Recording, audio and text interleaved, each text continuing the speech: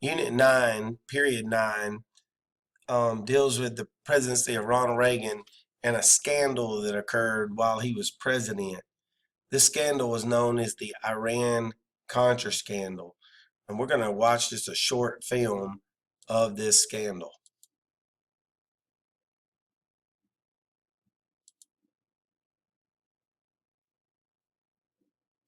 By giving Iran what it wanted, military arms, the U.S. was hoping to get what it wanted, the return of American hostages in Beirut. Arms priced by the government at $12.5 million were sold to Iran at a marked up price. The $12.5 million was deposited in the government account, and the profits were deposited in a Swiss bank account controlled by Richard Secord.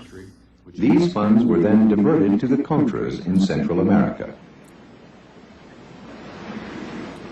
I don't think it was wrong. I think it was a neat idea. I did not know at that time that there was any money involved. I only knew that we had received our $12 million for the weapons which we agreed to sell. Then, a little later, when the Attorney General told me that he had come upon something that indicated that there was something to do with money in Swiss bank accounts,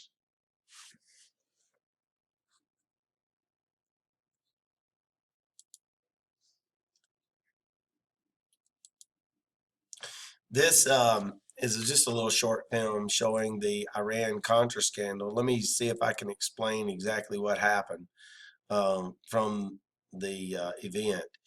The men pictured here are Contras. They were rebels fighting against a family in the country of Nicaragua. A family called the Sandinistas had taken power there, and they were communist. And this is Nicaragua. This is where it's located, between Honduras and Costa Rica and Central America. And this violated many tenets of our foreign policy. One, the Monroe Doctrine, which had warned Europeans to stay out of affairs in the Western Hemisphere, and the Roosevelt Corollary, which had warned Europeans to stay out of the Western Hemisphere and specifically South America. And to add to that, Teddy Roosevelt had said, if you mess around in South America, I will use my big stick and remove you. It's called the big stick policy. And then in the 1940s, you've got the Truman Doctrine, which called for the containment of communism. And so anywhere in the world. And so you've got a communist family taking power in Nicaragua, and there were people in the Reagan government who wanted to see these communist Sandinistas removed from power. And so in Ronald Reagan's National Security Council, there was a Marine lieutenant colonel named Oliver North, who was an expert on affairs in Arab nations in the Middle East.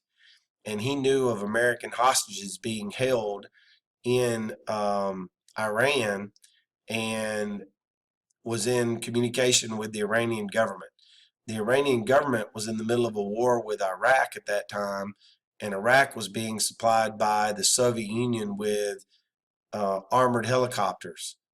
Iran wanted to be able to shoot down these armored helicopters, and we had a weapon called a Stinger. It's a shoulder-launched rocket that could blow these helicopters up.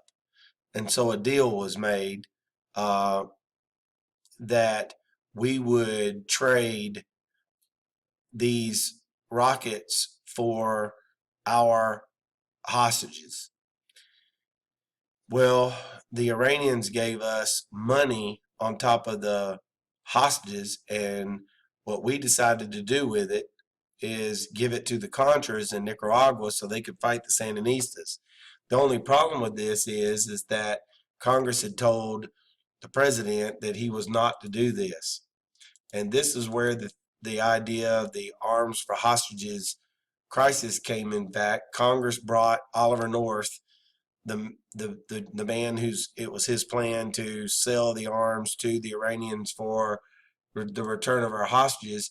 they brought him before Congress and questioned him, and he swore and pleaded the fifth, which is the right not to incriminate himself. This is a picture of the actual shoulder-launched rockets that the United States sold to the Iranians, and this is a picture of Ronald Reagan giving his deposition and attempting to explain legally what he knew about the event. Eventually, a few men in Reagan's presidency wound up going to jail over the affair, but Ronald Reagan was never implicated in the scandal himself. And this concludes Unit 9, Period 9, Ronald Reagan's Iran-Contra scandal.